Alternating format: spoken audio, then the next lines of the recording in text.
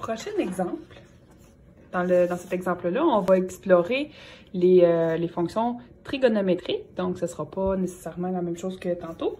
On va avoir les mêmes étapes. Par contre, c'est juste que la résolution de l'équation trigonométrique, des fois, c'est un peu plus loin. Puis ça semble différent, mais ça se ressemble beaucoup. Donc, si on lit la question, déterminons les extrémums relatifs et absolus ainsi que les intervalles de croissance et décroissance de la fonction f de x, plutôt f de θ égale cos carré de 2θ sur l'intervalle 0π fermé. Donc, cette fonction-là, vu qu'elle est cyclique, ça fait en sorte qu'il y a une infinité de sommets, donc une infinité de max, une infinité de min, et aussi de zéros là, qui vont apparaître. Donc, c'est pour ça qu'on n'a pas le choix à un moment donné de fermer l'intervalle pour empêcher d'avoir une infinité de solutions, puis qu'on puisse arrêter à un moment donné notre travail. Dans ce cours-ci, on va faire seulement des équations trigonométriques sur intervalle fermé, donc on n'ira pas chercher les tours de cercle trigonométriques supplémentaires. On va garder ça dans le premier tour de cercle. Donc, si je fais la première étape pour faire une question comme celle-ci, qui est en fait de trouver les valeurs critiques et faire le test de la dérivée première, je vais faire d'abord la dérivée. Donc, j'indique que je dérive en utilisant bien sûr la bonne variable, donc f' de θ. Là, je me retrouve avec une fonction cos à la 2 de 2θ. Ça signifie la même chose que cos de 2θ. Tout ça au carré. C'est un synonyme. C'est la notation qui est un peu étrange, mais ça veut dire que le cos de l'angle va être au carré. Donc, sachant ça, si je commence la dérivée de cette fonction-là, je commence avec un u à la n. Donc, je mets mon n devant. Je réécris la parenthèse telle qu'elle, exposant n-1, pardon, qui fait 1, et je rajoute la dérivée de l'intérieur de la parenthèse, qui est le cos de 2θ. La dérivée de cos 2θ, c'est moins sin 2θ fois 2. Le 2 sort d'où? Ben, c'est la dérivée de l'intérieur du sin. Donc, ce qui arrive avec les trigonométries avec des exposants comme ça, c'est qu'on déboîte beaucoup les expressions. Donc, j'ai la dérivée de l'intérieur de la parenthèse qui fait apparaître une expression qui, elle, va se poursuivre avec la dérivée de son intérieur à elle. Je peux mettre ça un petit peu plus propre. J'ai le 2 ici, le 2 qui est là, qui est multiplié avec un moins. Donc, je peux faire moins 4 cos 2θ sin 2θ. Donc, ça, c'est le résultat de ma dérivée. C'est déjà factorisé. Je n'ai que des facteurs, donc c'est assez pratique pour faire l'étape des valeurs critiques. Donc, valeurs critiques, première des étapes pour faire des valeurs critiques, je prends ma dérivée, je la mets égale à 0. Donc, jusque-là, c'est exactement la même chose, même que pour trouver les valeurs critiques, c'est la même chose, c'est juste qu'on a ça va être un peu différent pour isoler une variable dans une équation trigonométrique. Donc, j'ai moins 4 cos de 2θ fois sin de 2θ. Et donc, si je veux faire cette équation-là égale à 0, ma variable, il y en a une ici, il y en a une là. C'est le même principe que tout à l'heure quand on avait des parenthèses multipliées. Je prends chacun des facteurs, chacun leur tour, et je vais les mettre égales à 0. Désolé du bruit. Donc, je vais avoir cos de 2θ égale 0, et j'essaie d'isoler θ qui est à l'intérieur d'un cos qui est aussi multiplié par 2. Donc, pour trouver ceci, j'ai besoin de mon fameux cercle trigonométrique que vous connaissez. Donc, si je veux trouver l'angle, donc pour l'instant, je cherche l'angle qui fait en sorte que le cos de cet angle-là donne 0. Pourquoi je veux l'angle? Ben, c'est parce que je vais prendre cette valeur-là qui est la variable et je vais la mettre égale à l'angle. Je ne sais pas c'est quoi, mais je vais pouvoir isoler l'angle. Je vais pouvoir isoler, pardon, le θ dans ma nouvelle équation. Fait que je cherche. Cos de quel angle donne 0?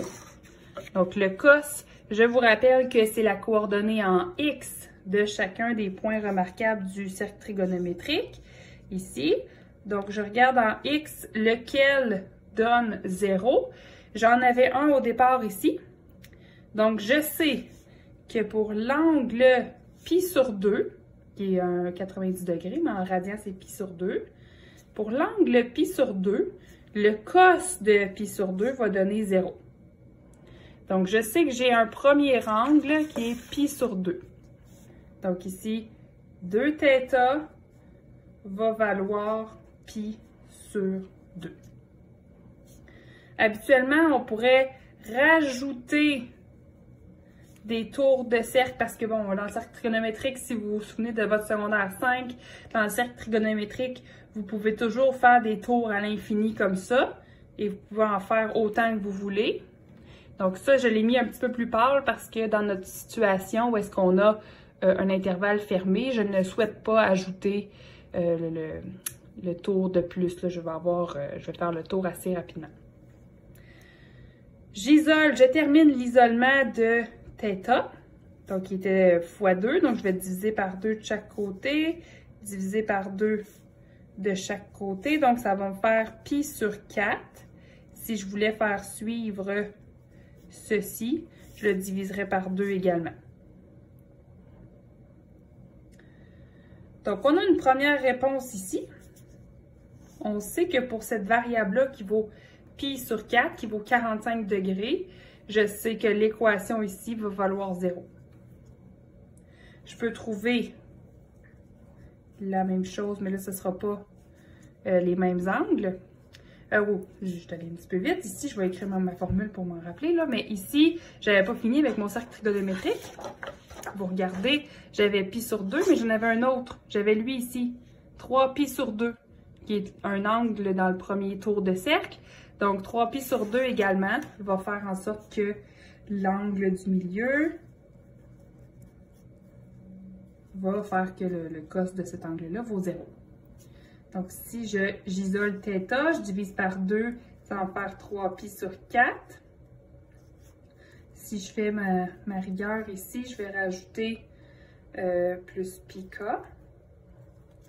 Comme ça. J'ai donc une deuxième valeur critique qui vient d'arriver. Je vais en trouver encore avec cette équation-là. Je cherche l'angle qui fait que le sin de cet angle-là donne 0. Dans le cercle trigo, le sin d'un angle, c'est la coordonnée en Y qui correspond à ce point-là. Donc, par exemple, si j'ai un angle de 0, le cos de 0 vaut 1, le sin de 0 vaut 0. Par exemple, ici, le cos de pi sur 6 vaut racine de 3 sur 2. Le sin de pi sur 6 vaut 1/2. C'est ce que je voulais dire par la coordonnée en Y. Et là, je cherche des coordonnées en Y qui vont donner 0. J'avais déjà la première ici. J'ai l'angle 0. Et je vais avoir l'angle pi, qui me donne aussi une coordonnée en Y de 0. Donc, je vais avoir deux réponses dans ce cas-ci. Je vais avoir 2θ égale 0, avec ma formalité que je rajoute des tours un nombre k de fois. Ensuite, θ va valoir 0 divisé en 2, mais ça donne toujours 0. Donc, θ vaut 0.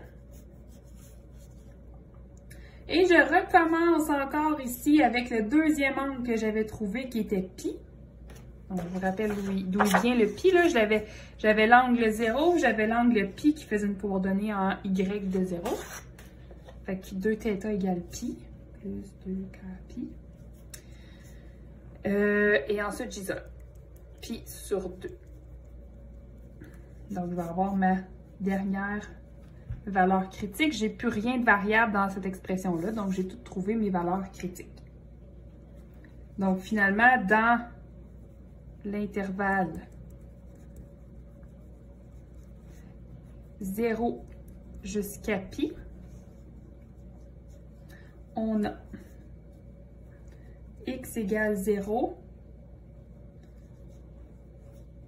pi sur 4, pi sur 2, 3 pi sur 2, et même qu'on pourrait rajouter pi. D'où il sort le pi? Parce qu'on avait juste 4 ici, là, c'est à cet endroit-là. Là. Donc, pourquoi j'ai pi? C'est parce que l'angle qui va annuler mon signe de 2θ, ben ça va être θ qui vaut 0, plus 1 fois pi, plus 2 fois pi, plus 3 fois pi. Donc, lui va faire partie aussi du groupe. Donc, j'ai θ égale pi également, qui fait partie du groupe des angles qui vont annuler, en fait, des variables qui vont annuler l'équation dérivée. Donc, je les ai mis en ordre croissant, c'est ça qui est important, parce que je vais faire un axe numérique. J'ai mes θ, j'ai mes f' de θ, puis mes f de θ. Je vais faire un tableau. Ça, je vais faire quand même assez long, parce que j'ai 5 valeurs avec des espaces entre chaque. Je vais coller mon premier sur le côté. J'ai pas besoin d'un espace avant, hein. J'ai pas de moins l'infini ou rien. Là. Je commence à 0, puis je finis à pi. Donc 0, pi sur 4, pi sur 2, 3 pi sur 4, et finalement pi.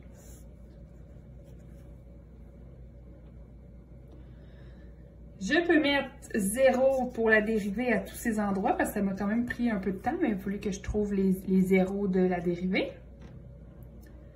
Ensuite, je peux tester avec votre calculatrice en radian si vous voulez faire des calculs avec la calculatrice. Donc, avec la calcul en radian, dans la fonction dérivée, qui est celle-ci, je peux essayer des θ qui sont entre 0 et pi sur 4. Donc, vous en testez quelques-uns. Je sais pas moi, entre 0 et pi sur 4, vous pouvez prendre 0,1. Là, vous l'essayez là-dedans, puis vous faites le calcul, et ça va donner des négatifs. Un chiffre entre pi sur 4 et pi sur 2, vous en testez un. Pi sur 4, si on prend le calcul, qu'est-ce que ça vaut? Pi sur 4, ça vaut 0,78. Puis pi sur 2, ça donne... Pi sur 2, ça donne 1,57. Donc, quelque chose là-dedans, disons qu'on prend 1. Donc, cos de 2 fois sin de 2 fois moins 4. Vous faites le calcul, ça va vous donner un positif. Ici, vous faites la même chose. Vous trouvez un chiffre, n'importe lequel, là, ça peut être un réel, n'importe quoi. Entre les deux, vous l'entrez dans la formule dérivée. Vous regardez le signe et c'est ça que vous marquez ici. Et le dernier, c'est positif. Si je vois un négatif, ça veut dire que la fonction était décroissante, croissante, décroissante, croissante. C'est un peu ce à quoi on s'attend avec un cos, c'est cyclique, donc ça monte, descend constamment. Ici, je peux faire, dans la fonction, vu que je suis rendue à la ligne du bas, dans cette fonction-là, je remplace 0. Donc, dans cos de 2θ au carré, je remplace 0 là-dedans et ça va me faire 1. Donc là, ici, je vais faire cos de 2 fois 0 au carré. Ici, je vais faire cos de 2 fois pi sur 4 au carré. Le résultat va donner 0. Ici, je vais faire cos de 2 fois pi sur 2 au carré. Le résultat va donner 1. Et ainsi de suite, 0, 1.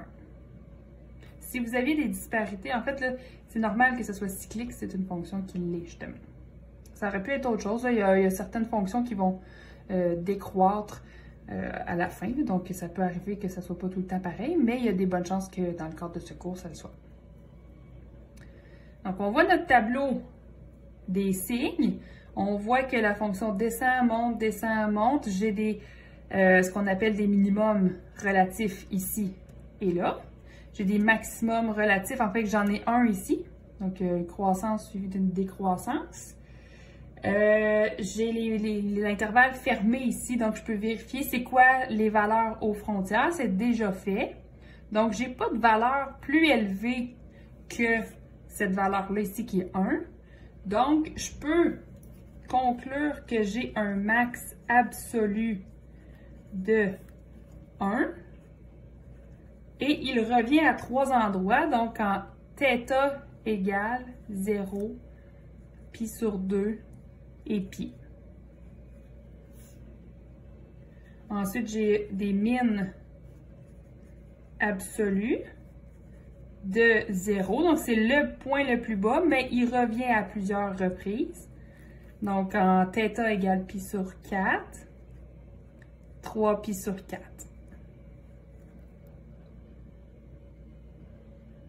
On ne fait pas de limite dans ce numéro-là parce que les bornes sont incluses. Donc, les bornes sont fermées. J'ai déjà la valeur à la fin et au début de ma borne et ça me confirme que j'ai rien de plus haut que mes maximums et je n'ai rien de plus bas que mes minimums. Donc ici, on a une conclusion. C'est quoi le maximum? Il y a ce qui est absolu, relatif, il faut toutes les énumérer. La valeur, donc la hauteur en Y de ce fameux max ou de ce fameux min, et les endroits ou l'endroit unique où on le retrouve. Donc ce numéro-là va justement faire, va démystifier un peu comment résoudre des équations trigonométriques, mais aussi comment répondre correctement à une question comme celle-ci, et aussi montrer qu'on peut avoir plusieurs endroits où on a le même max et le même min absolu.